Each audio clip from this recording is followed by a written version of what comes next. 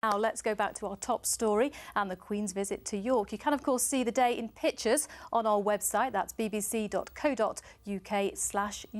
But now more from Krista and Phil. How's it going, guys? Amanda, thank you very much. Well, this is where Her Majesty the Queen came earlier this afternoon to this brand new exhibition which marks 800 years of the city of York.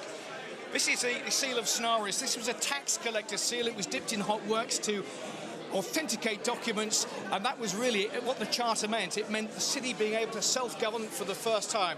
Tonight, around 150 people are here in York to celebrate this 800th anniversary and to see this new exhibition.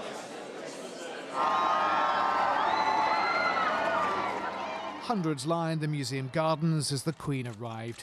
She was there to open a new exhibition called The Making of the City, which celebrates 800 years of York's history. The exhibition showcases some of the major events that have shaped life in the city since the 13th century. We start with the 1212 event. The Charter being granted is a huge key moment. And from there we look at real power in the city, the Minster, St Mary's Abbey.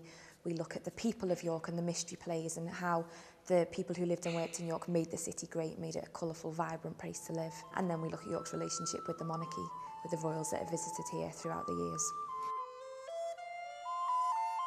It was King John who granted York a royal charter back in 1212. Before that date, the person in charge of a city would have been the sheriff. Based here at York Castle, he had sole responsibility for collecting the taxes. York was strategically important then, but the King's administration was deeply unpopular, with disagreements between local traders and the sheriff over who should have the power to set the taxes. By granting a charter, King John allowed the people of York the right to collect their own taxes, in effect, govern themselves. The charter was a legally binding contract between the King and the people of York, setting out the rights, liabilities and responsibilities of self-government. In exchange, the citizens made a down payment of £200 and 3 horses, plus an annual sum of £160 each year to the sovereign. On one level, it's actually just a squalid financial bargain between the city and King John. King John needs the money and the city is willing to pay it to become free from royal control. But the significance is that it's the first crack in the feudal system. It's the first time that the people who lived in York actually took some degree of control over the affairs of the city. This new exhibition shows us how King John's charter formed the first steps towards democracy, helping the city flourish in the 800 years since.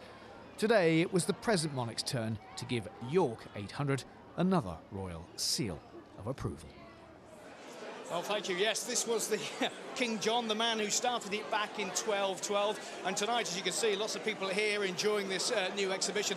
Let's talk to some key people today who were involved in this royal visit. First of all, Councillor David Horton, you are the Lord Mayor of York. You're the man who could have refused permission for the monarch to enter today. You didn't. What did she say at Micklegate Bar? Well, I welcomed her at Micklegate Bar, welcomed her into the city, but obviously I wasn't going to refuse her entry. Otherwise, it would have been my head on the block on top of Micklegate. With the traitors, no doubt. Pardon? With the traitors, because Micklegate Bar is the southern gateway to the city, isn't it? That was the entrance that the monarch always arrives into York. And there's this little ceremony that takes place at the Micklegate Bar with not only the request to enter the city, but also the exposing of the Sigismund sword and the Queen placing her hand on the blade of the sword. Okay, Councillor Horton, thank you for joining us tonight and have a good evening here. Let's talk to another lady. This lady here is making history today because you are the first female town clerk, Kirsten England, Chief Executive of the City of York Council. Well, it's fantastic. I like to think I've made a tiny little bit of the history of today in being the first woman to greet the Queen as she entered York. It's a fantastic day.